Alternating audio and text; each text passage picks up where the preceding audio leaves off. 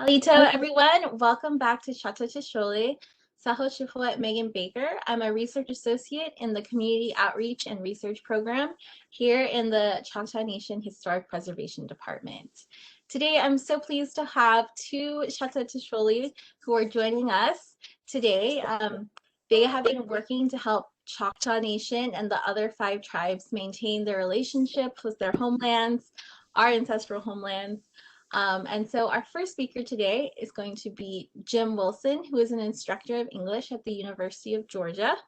Then our second speaker is going to be Ervan Garrison, who is a citizen of the Choctaw Nation and a professor of anthropology and geology.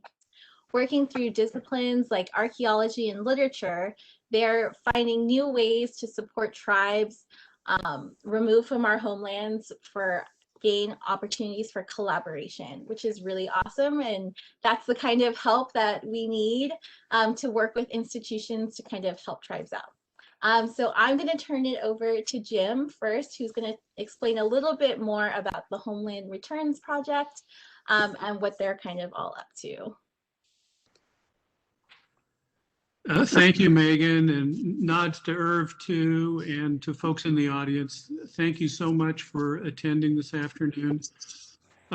We do want to give an acknowledgement to host tribes in the state of Georgia that mark our land, like our friends in the Muskogee Nation, our friends in the Cherokee Nation, and in the Seminole Nations. And there are other Eastern tribes too. And our project is to find out more about the histories and traditions of peoples from the Southeast and how they relate to our educational mission at the University of Georgia. And with that, I guess I could start the video or the slideshow. Megan, for me to do that, do I simply go to share screen? Okay. And we're pulling it up. And shortly the PowerPoint will come up.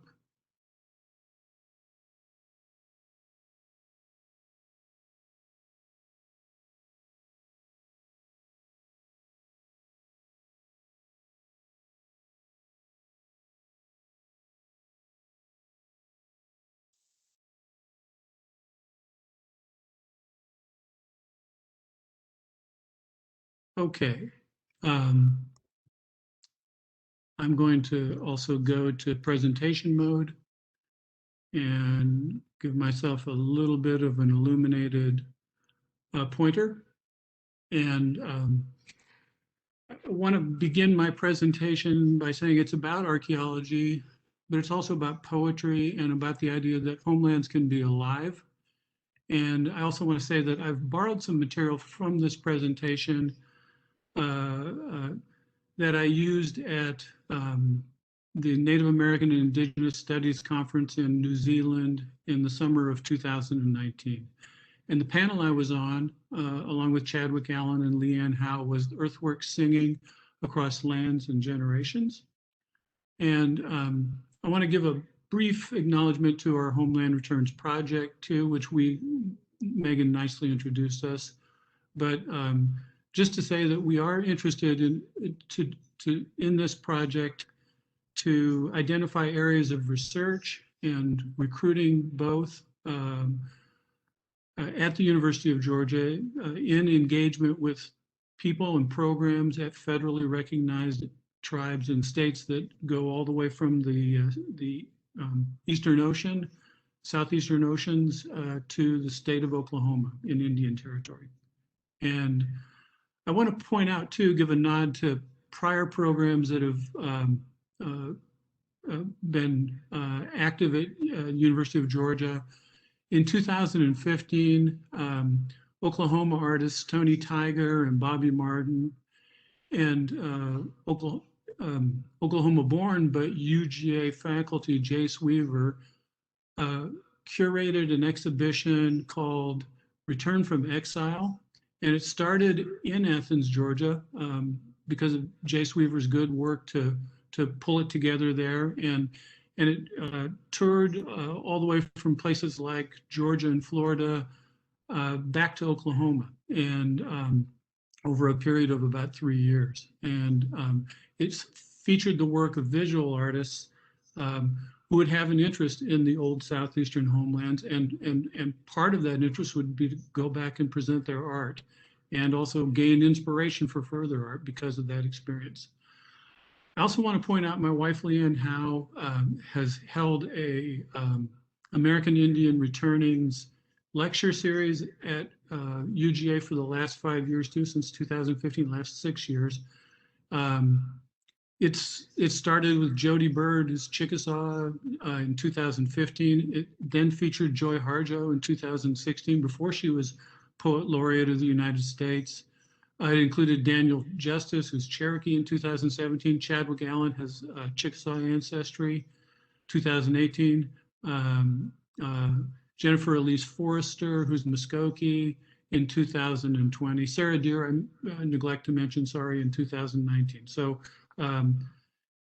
we have activities, we have events here at UGA, and following me, Irv's going to present about his own work at UGA in archaeology and anthropology, but also in geology, the kind of research that he does about ancient native homelands through really high-tech, smart archaeology that he's been engaged in for more than 20 years at the University of Georgia. So in my presentation in New Zealand, I was focusing on the Hopewell site in Ohio because it's a site I actually worked on, and it's an impressive earthwork site. It dates to about 2,000 years old. When Americans first encountered the earthworks from the Hopewell peoples in the early 19th century, they were mystified and didn't know that they were necessarily even Indian people that built them. And that's been well established since then. But perhaps what still needs to be established is a greater native role in managing and interpreting the sites. And that's what I was sort of interested to explore in this presentation. As I said, I did a project at that site. It's more than half a mile in length and at least a quarter of a mile in width. It's kind of rectilinear with curved corners. It has multiple mounds within it, and it has an earthwork wall that goes around like this. And we did a trail going around the outside. We did shovel testing and walk over on a trail that went all the way around. And in Ohio, you do 15-meter interval shovel tests, and they're rather large shovel tests too. So it was about a week's worth of work for a team from the University of Illinois. And this is a Park Service map that accurately maps in, georeferenced the earthworks and the mound groups. And we assiduously avoided the earthworks and the known mounds too in our shovel testing. So I'll just point out too that the Hopewell mound group that we worked on is right here. It's near the city of Chillicothe in south central Ohio on the Scioto River. This is kind of the epicenter of Hopewell culture. Again, 2,000 years ago, a fluorescence of earthworks and mound sites that were just extraordinary. And we're scratching the surface about what they mean and how they functioned. But some of it's certainly cosmological and astronomical, and this one is perhaps the first one that becomes widely known, and it gives its name to this time period too. Again, there's national park lands that feature 6 different Hopewell earthwork sites of some significance in that vicinity of, let's say 20 miles outside of Chillicothe. This is the report we produced, the cover page for it. It's an archaeological survey of the trail that we did. There's the project area in southern Ohio at Ross County. The site number 33, sorry, I'm not seeing it. The site number 33 RO21, I believe, is covered by the the images of us as presenters. But at any rate, it's 33RO27, and it's an earlier site in Ohio history that has been studied in archaeological reports that go back to before the 1850s, before the Civil War. We took old historic maps, mapped the project area down here. We did the modern soil surveys and topographical data about the landforms that the site covered. And again, we have the mounds marked in georeference from the Park Service. We also did the background study about the Hopewell people. And as Irv nicely pointed out to me when I was preparing for this lecture more than 2 years ago, Joseph Caldwell, who coined the term the Hopewell interaction sphere, had a strong association with UGA archaeology. And it's a notable regional, well, beyond regional, it's multi-regional expression of Native American culture. The Hopewell phase, as you can see in the map to the right, is in kind of the central to northern area of what's now the modern United States. But they were reaching out to culture groups in their area and influencing culture groups in their areas of the eastern United States, the woodland areas. And they were also trading for materials like copper and silver in what's now southern Canada, and flints and obsidians in the northwest mountains of what's now the United States, and ecofacts like grizzly bear teeth from Colorado and shark's teeth from the eastern seaboard and marine shells from the Gulf of Mexico.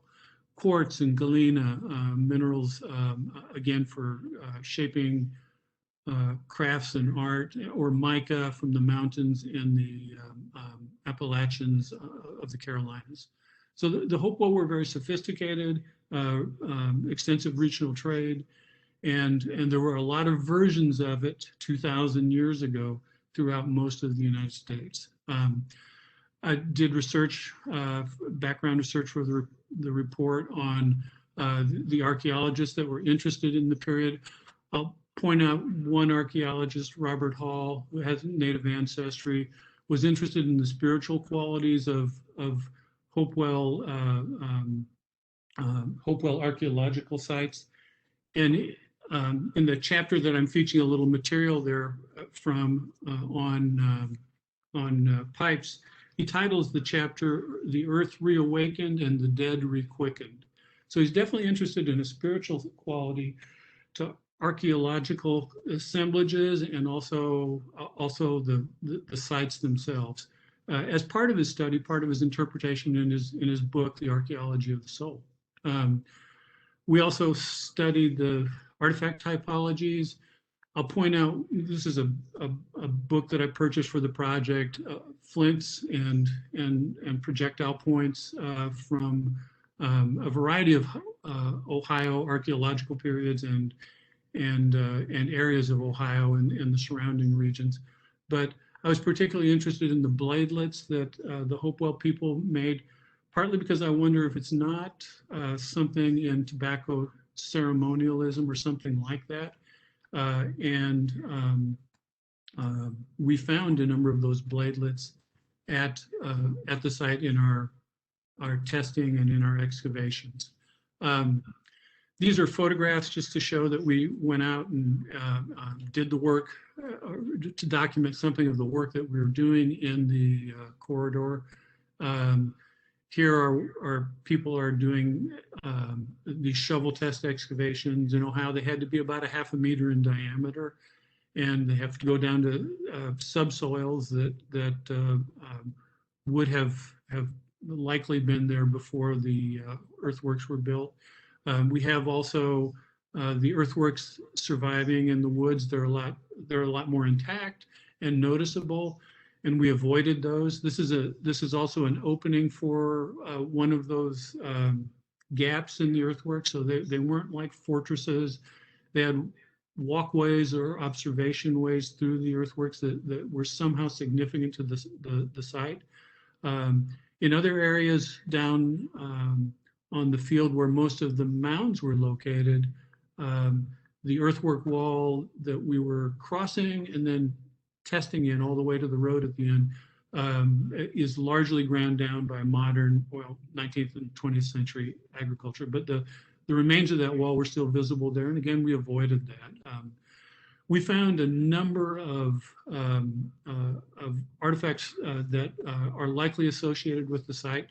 Nothing that we can diagnose, as the archaeologists say for sure, but we did find a number of these blades. They're flakes that are 2 to 2.5 times the width of a flake. We also found other flakes and parts of projectile points. And an interesting thing that almost looks like a finger effigy was my wife Leanne's comment on the object when I brought it home for our lab to report on. We subsequently repatriated all these artifacts to the Park Service. They're in the Park Service's care now. I'll point out also part of the artifacts that we sent back to them are ceramic and glass from the Mordecai Hopewell family farmstead that was at the beginning of the project area where the trail started right north of the road. A lot of material studies and analysis in this kind of compliance archaeology where something's going to be built and you go in and do the study to find out what might be covered or disturbed by that activity. In this case, a fairly non-disturbing, non-invasive roadway was going to be, or pathway was going to be built with asphalt. But again, in all of this work, what I find is something that's lacking in the kind of consulting environment that we were in the early 2000s was Native and Indigenous consultations in the project work, management in historic preservation, ownership of the historic properties that we're looking at, and interpretations, including in the arts. And I want to shift gears briefly and finish in just a few minutes, but I'm going to take an example from Leanne Howe's novel, Shell Shaker. And she uses earthworks and mounds in this story, and historic and archaeological knowledge. And she has a setting for the drama at the Naniwaya Mound, the Choctaw Mother Mound in Mississippi. And I'm going to read briefly from it because I believe that she brings the surrounding world and the mound itself to life without the things kind of becoming Walt Disney and taking on a talking humanoid quality. So in the waning sun of autumn, fantastic shadows fall from the branches of sycamore trees and watch as 7 vehicles from Oklahoma of varying sizes and models pull up and park in front of the Naniwaya. Finally, says the one to the others, you could read that like the Oklahomans pulling up in their cars, but you could also read it like the branches of the sycamore trees talking back and forth to each other. The black earth of the mound is soft and open from recent rains, like the pores of skin.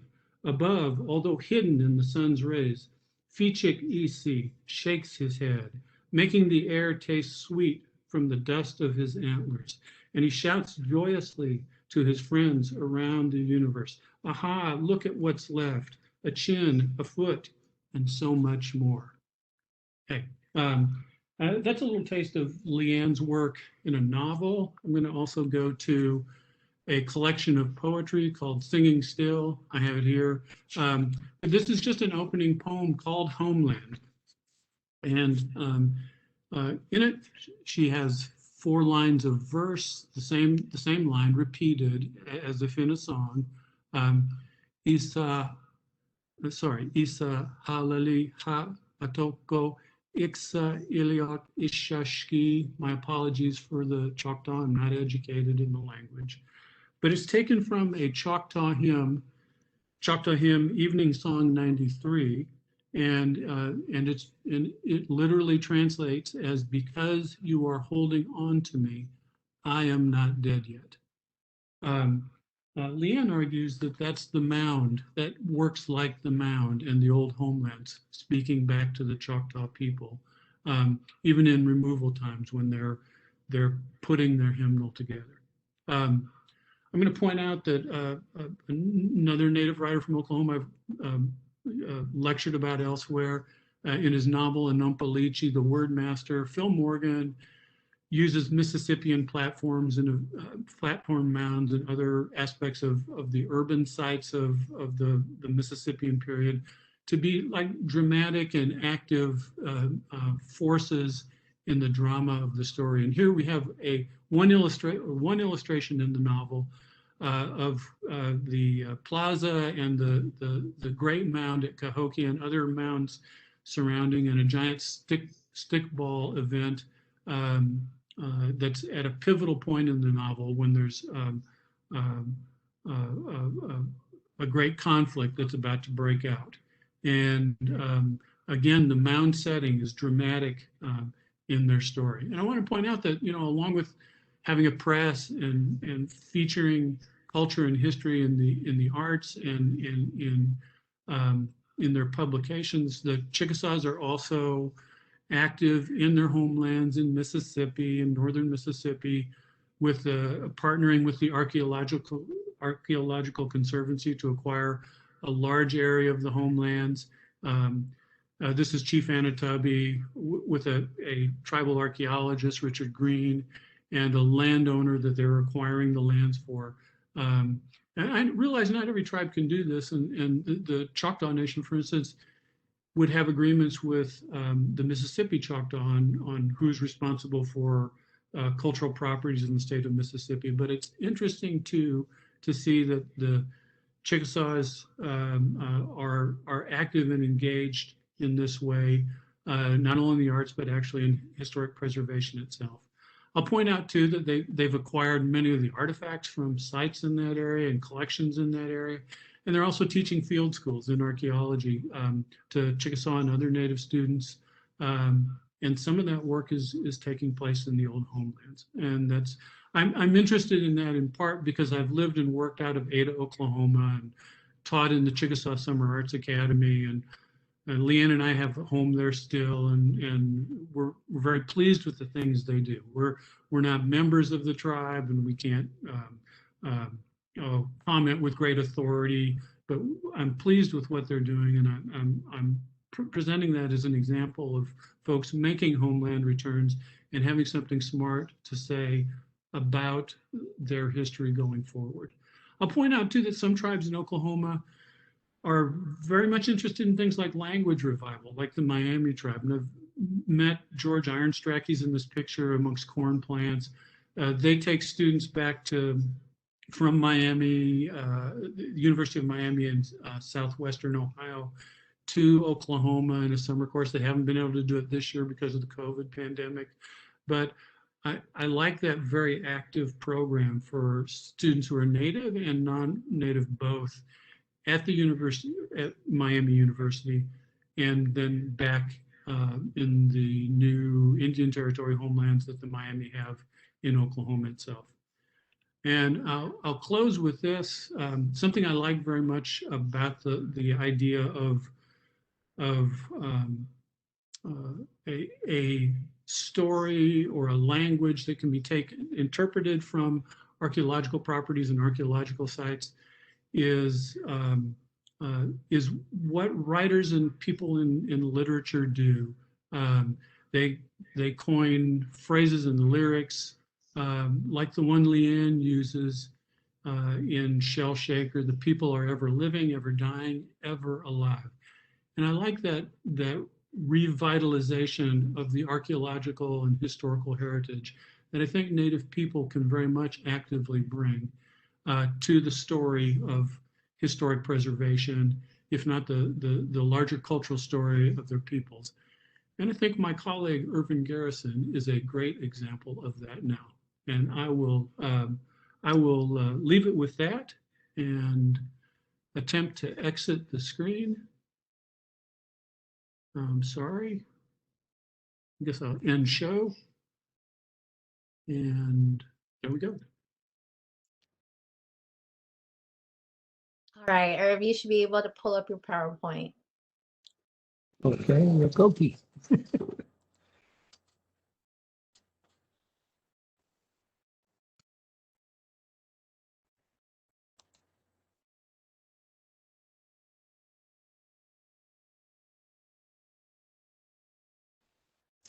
Okay, I hope, see if I can, there we are.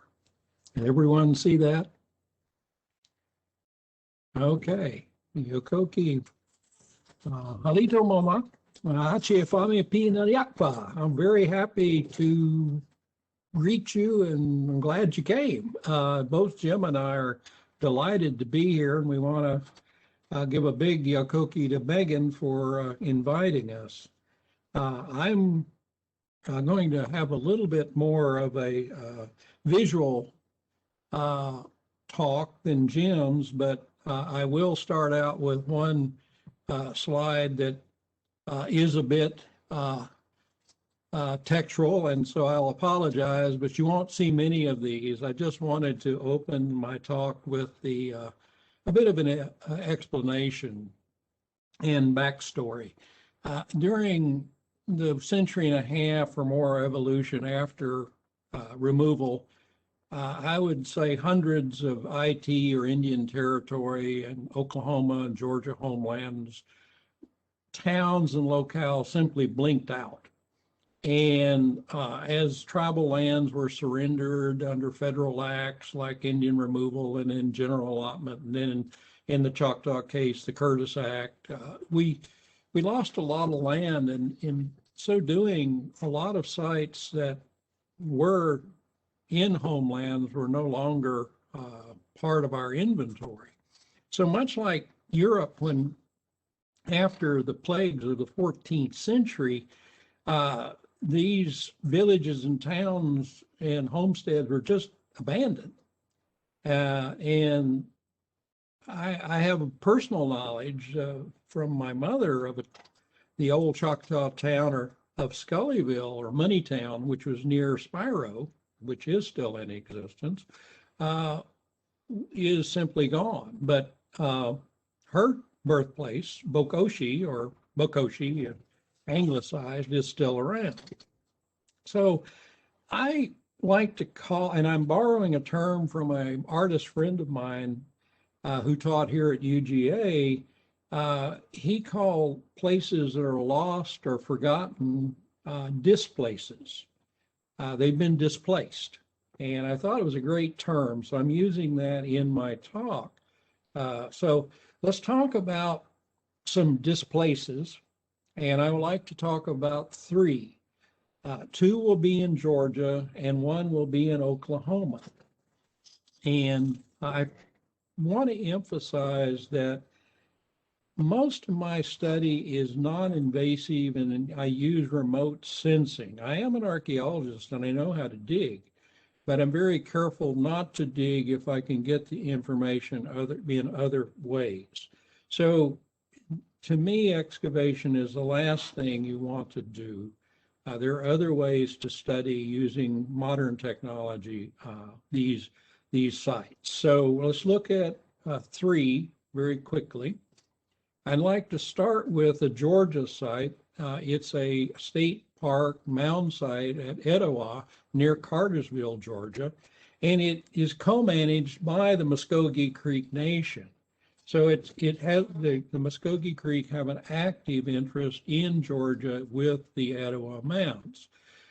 This is one of the mounds that I and my colleagues have studied. It's not the big mound. There are three mounds at Etowah. This is called Mound B. Archaeologists aren't very creative in naming things. The other is Mound C, and the other is Mound A. So that's all. That's our terminology. But this is Mound B. You can see a stairway up to the top of the mound. And my two friends up on top give you a little sense of scale of this particular mound. Now, we did was we were asked to examine the mound because both Mound A, which is in the background behind my two colleagues here, if my pointer is working, I hope people can see that. But you're looking into the side of Mound A, which is a formidable thing. It's over 2.5 acres at its base. It's 70 feet tall. You're looking up on the right-hand side of this slide, you're looking at one of our students walking up about halfway to the top of Mound A.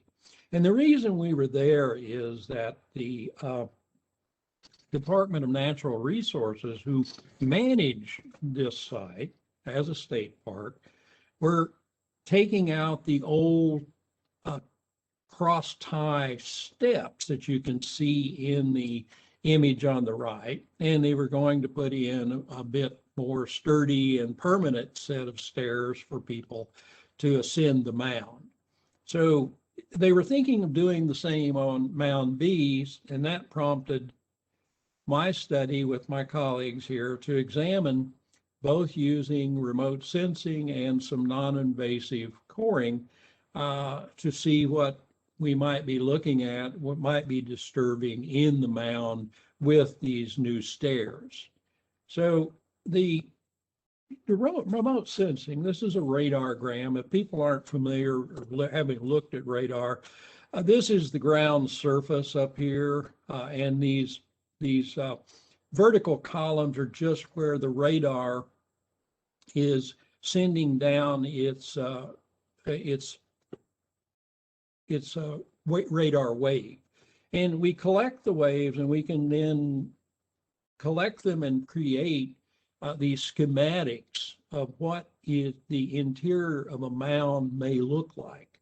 So I think it's not too hard to see that there are layers, some are continuous and some aren't so continuous, in the interior of the mound. And this goes down to about a depth of maybe 20 or 30 feet, and then this becomes just echoes of the top. So we saw this, we said, well, rather than dig a hole, let's see if we can sample it in a little bit more less invasive way.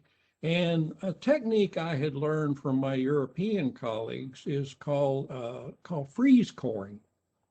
And the idea is you simply push a steel pipe, which has been closed and opened at the top with a vent, and then you hook it up to a tank of carbon dioxide, and this is operating at a minus 78 degrees centigrade. You flow it through this pipe, and when you pull it out, I think you can see that there are layers that have been frozen. The soil is actually frozen to the pipe. So it's a very, very economical way to look inside a mound without disturbing it a great deal. And I think that you can see at the top here, it's still frozen. So it's an interesting way to do sampling.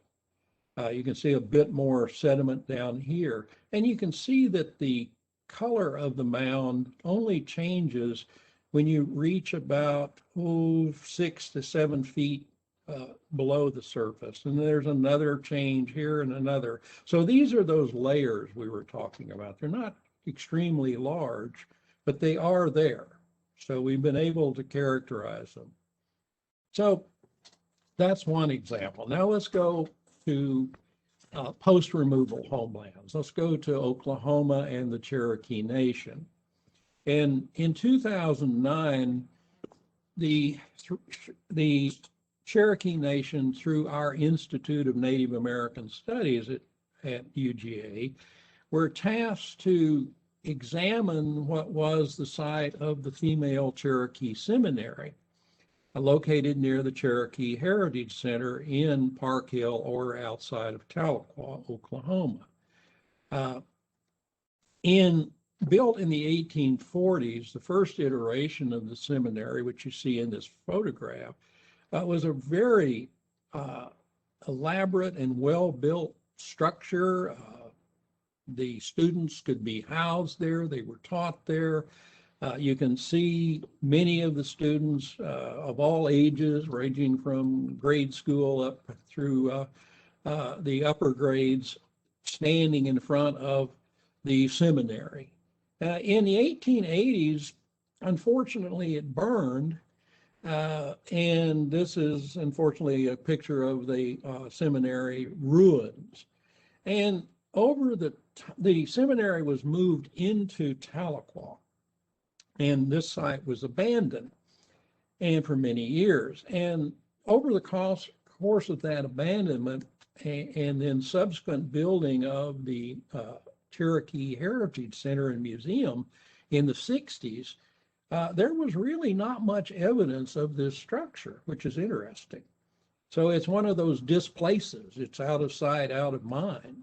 So that we were asked to bring our equipment in, and you see here one of my former students running a radar system, and here's one of the maintenance guys from Cherokee Nation helping me lay out our survey tapes. And this is the area that we were asked to survey. And part of that is because the tribe was wanting to renovate and rebuild their Salagi village.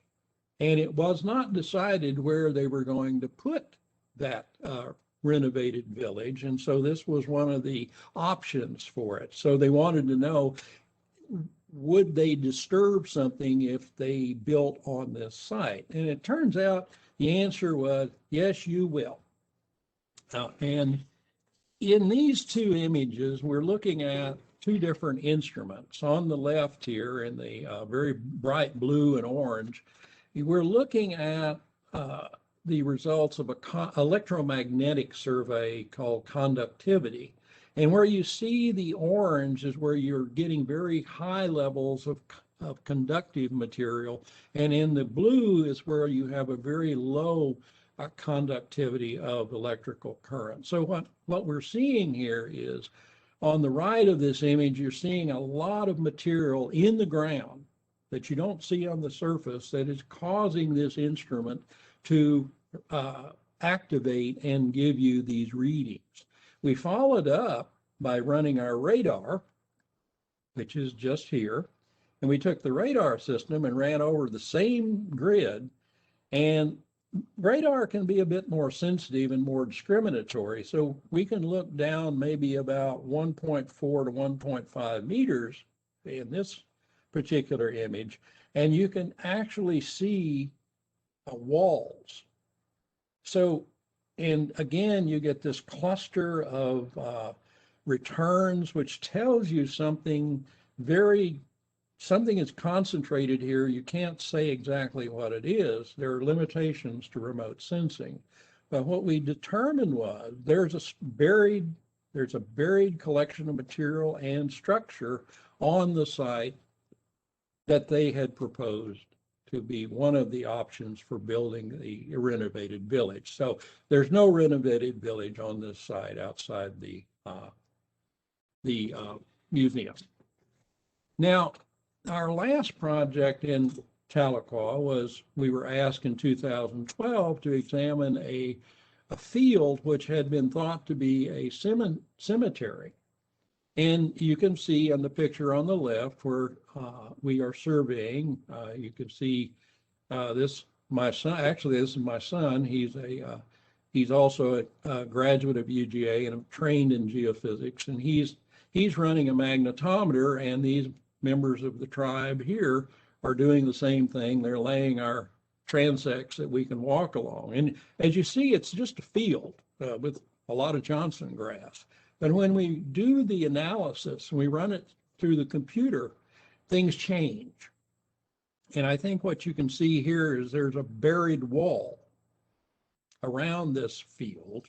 And even though this particular image doesn't accentuate them, there are many, many graves in this cemetery. So it was a very positive result, and the tribe is very happy to know that this property, which they had acquired, was an important part of the heritage of the tribe.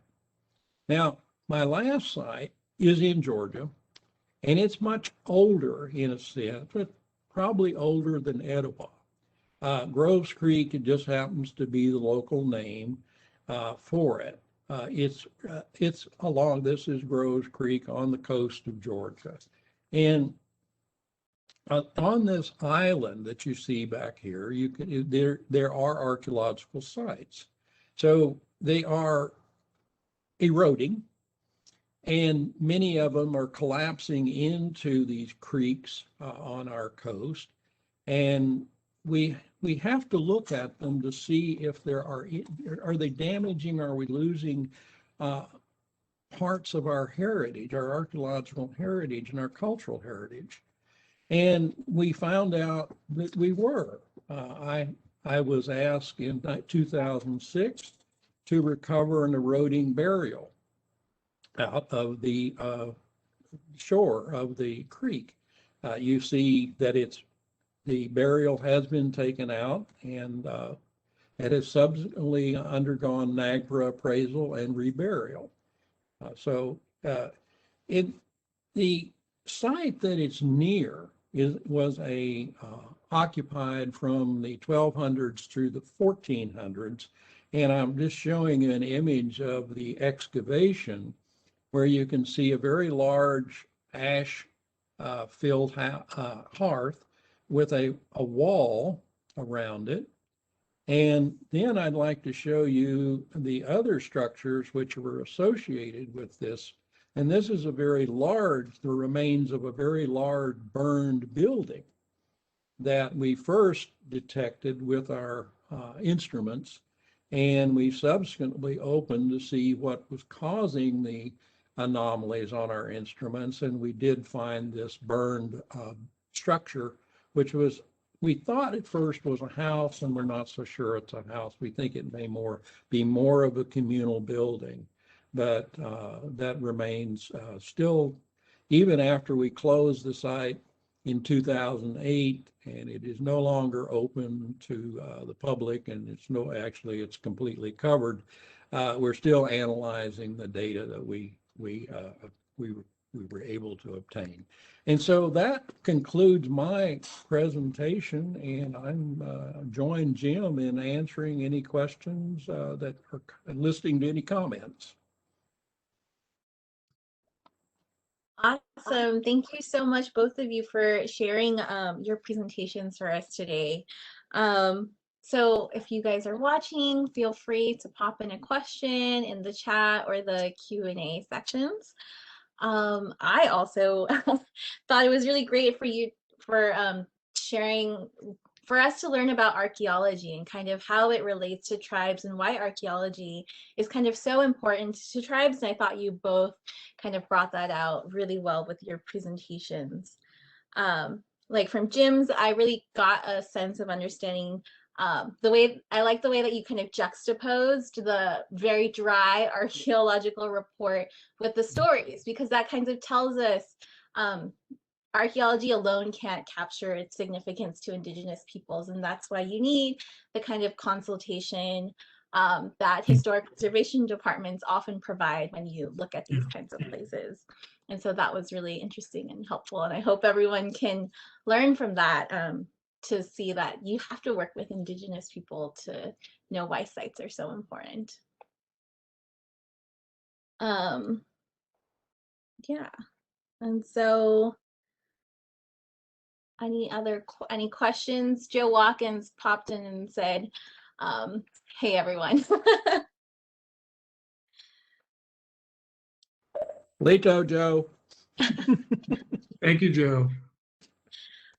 And so actually I was wondering, there might be some people who are a bit unfamiliar with mounds, aside from knowing that Choctaws have Naniwaya, and that might be their only kind of reference point. Mm-hmm. So would one of you mind saying something a little bit about the significance of mounds to Choctaw people? Irv, please start off with that. Well, I think mounds have been important to the Choctaw simply because, as Jim pointed out, Naniwaya is considered to be the mother mound, so to speak, and it occurs in many of our stories and legends. So, and I think it has many interpretations. I do like the idea of Leanne's take in Shellshaker on how the mound seems to grasp and hold our people, and I mean that in a sense that it's a link to our past and holds our culture in a place. I think when the tribe, particularly the Choctaw, were relocated to Oklahoma, we lost that connection in a sense, but I don't think we've lost our connections to mounds per se. So that's a short answer. I would just add that Irv's work, for instance, shows that along with earthworks and mounds, there are many other types of archaeological properties and sites that would be of interest to modern cultural programs at tribes like the Choctaws, like the Chickasaws, but that served a lot of other functions and therefore tell different stories too for the nations going forward. And I like the variety that Irv just presented us with. It included a mound, a non-invasive way to look at the technology of building the mound. And he didn't get to elaborate on everything there, but he found evidence for capping the mound that keeps it from eroding in really intelligent engineering ways that we don't get necessarily when we just see the surface of it and see it grassed over and don't appreciate what people did to make it last so strong and continue to hold forth with its story. So these things are going to be significant. I'm not well versed in the story of the Naniwaya, but after 31 years of marriage into the tribe, I'm getting the idea that Naniwaya is a big deal to the Choctaws. And it represents just some of the kind of cultural potential that earthwork and mound sites certainly represent to us in terms of that story and that continuing link from the past going into the future. Exactly. And Joe and Leanne added some comments, so I'm just going to read them out for everyone who's watching in case they're curious. Joe says, mounds play an important part to the origin story. It's the place where the tribes come from and where they kind of dried off before moving into each of their respective homelands. And Leanne reminds us that, you know, Choctaws do really have a strong relationship with Naniwaya. Like, we're always constantly kind of going back there. Why else would we go to the Mississippi Choctaws and be part of their festival? You know, we want to maintain that kind of connection with it. And so, you know, that's why we have a sponsor stickball team out there and to kind of maintain that connection, not only with Mississippi Choctaws, but also the homelands themselves and to really get to go see them. And so Leanne mentioned that Choctaw Nation once chartered a bus in the early 90s that took our elders to visit the mound. And so it's always been really important to us.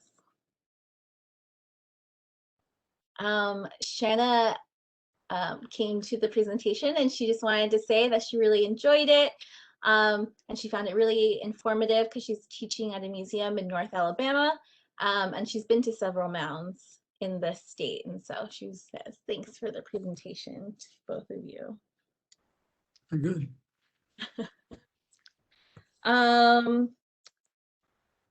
So part of this was for you to kind of talk about your Homeland Returns program project. And so I was wondering, what are some other ways that other people are interacting with the 5 tribes or Choctaw Nation as part of your project, aside from the ones that you both work on? I'd like to comment, and I'm sure Jim would too. We have 2 colleagues at UGA, which have been one of his professor in the environmental design college, and the other is a colleague of Jim's on the English faculty. And they have been studying the differences between Oklahoma in ecology and Georgia ecology in contrasting the two in the homelands.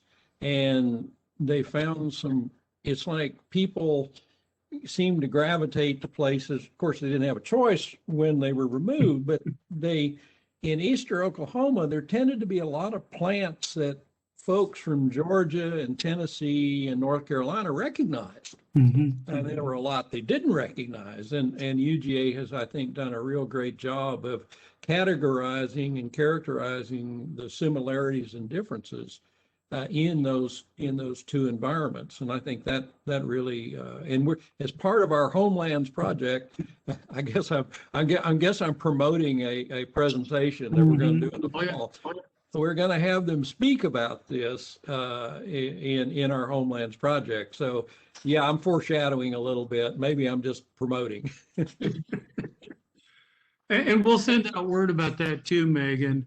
But we've recently spoken with both my colleague in English, Jeanette Romero, and our colleague in environment and design, kind of landscape and design, Alfie Vick.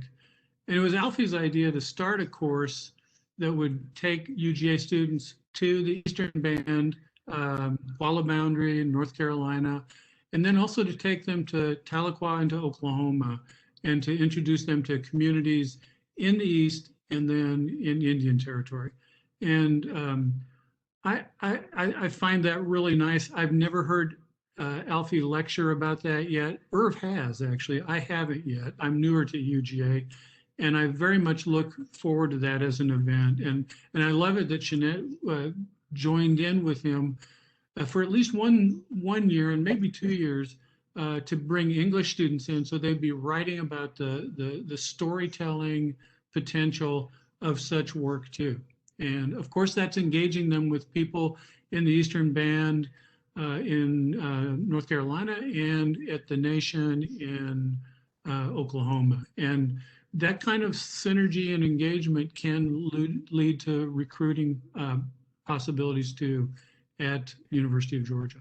So yeah, we're excited about that. I should say there's a nice Choctaw story too that I have of taking a group from Seminole State College, where I was teaching up until 2017, to Durant to visit the Choctaw Nation in late September, early October 2016.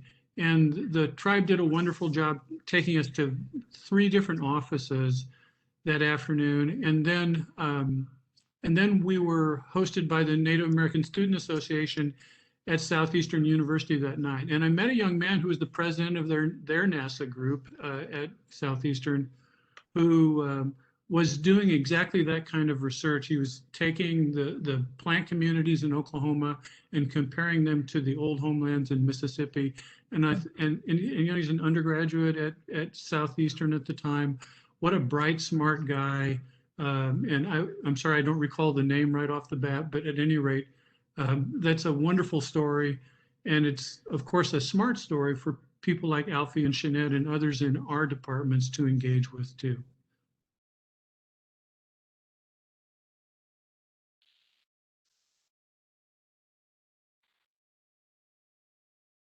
Doesn't seem like there's any more questions, but everyone is sending in appreciation for your wonderful presentation.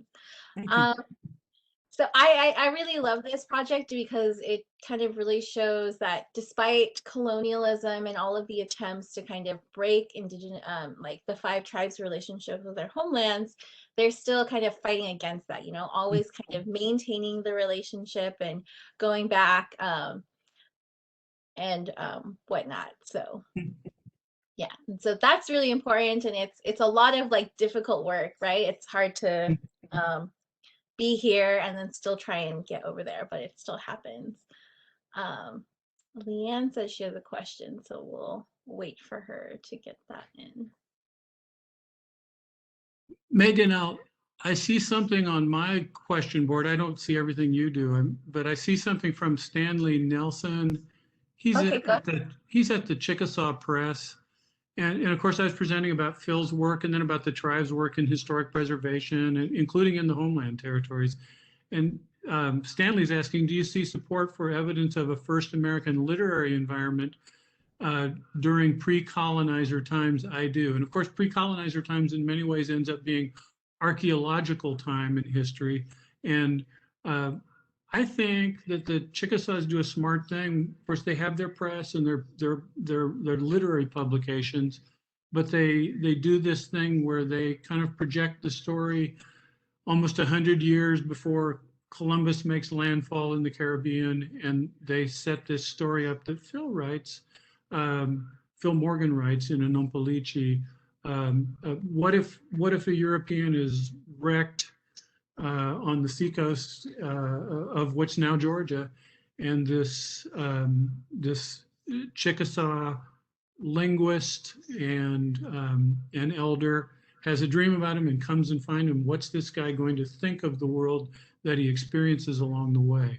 And I think that's a way for the not just the Chickasaws, but for Native peoples to claim a history that goes back before European encounters can name, at least in their histories. And I find that very clever and smart as one of the goals of doing something like that. And I think Leanne does it too. She's not going back to pre-DeSoto, but in Shell Shaker, she's certainly mentioning the DeSoto story too, as retold from the elders of the protagonists of Shell Shaker too.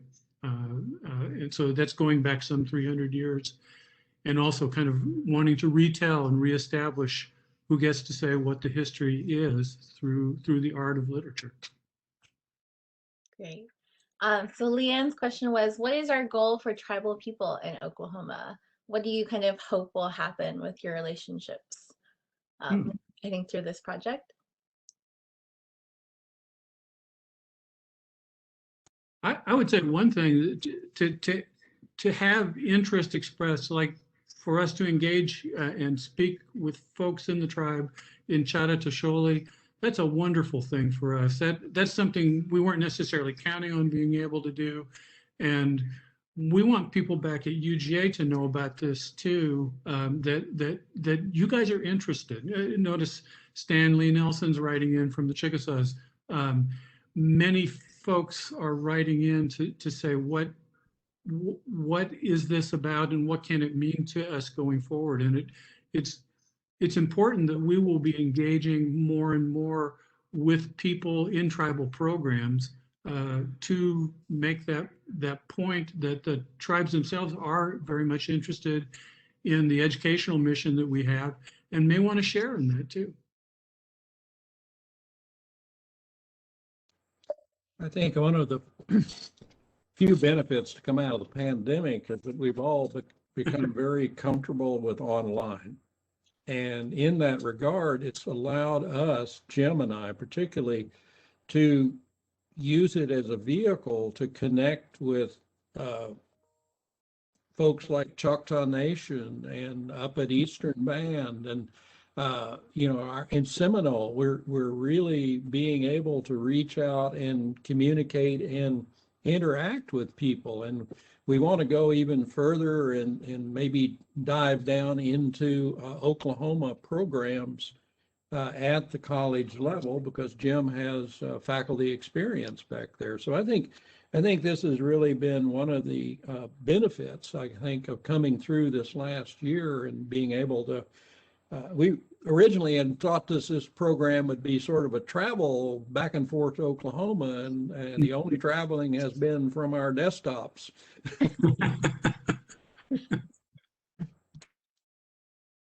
One thing that we hope to have next fall in terms of a presentation is something collaborative between Leanne and Joshua Nelson at the University of Oklahoma in Norman.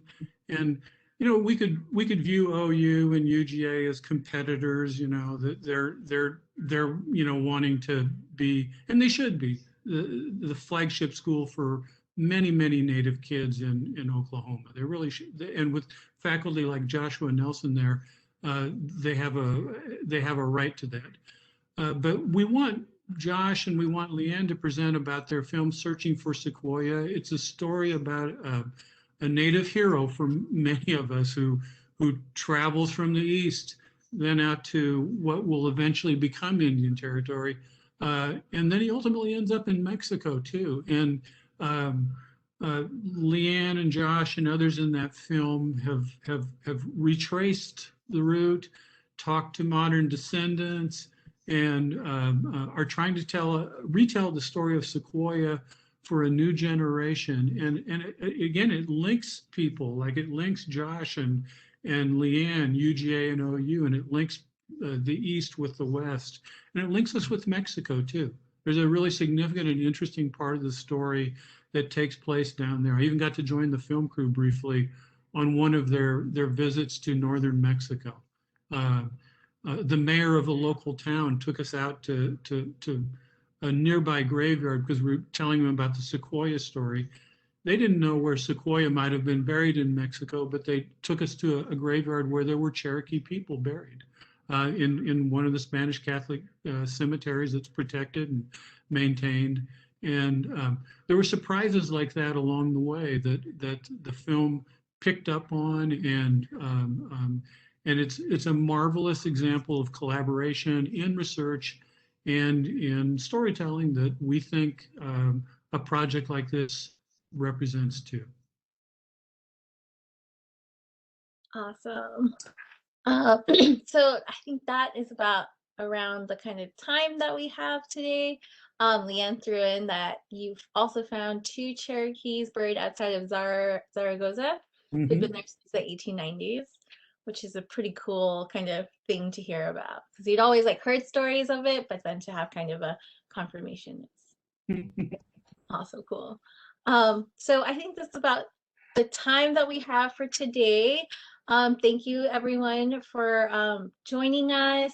Yakuki, Jim, and for sharing your presentations and your program, and I hope that we can continue this relationship. So the next Chatachisholi is going to be on Tuesday, May 18th. We are going to be joined by Dr. James Carson, who is the author of Searching for the Bright Path, is a history of Mississippi Choctaws up until removal. That one's going to be at 6 p.m. because he'll be joining us from Australia. So take note of that different time than usual. And it's also on a Tuesday. So I look forward to seeing you all there. Yakuki, everyone. Okay, Megan. Okay.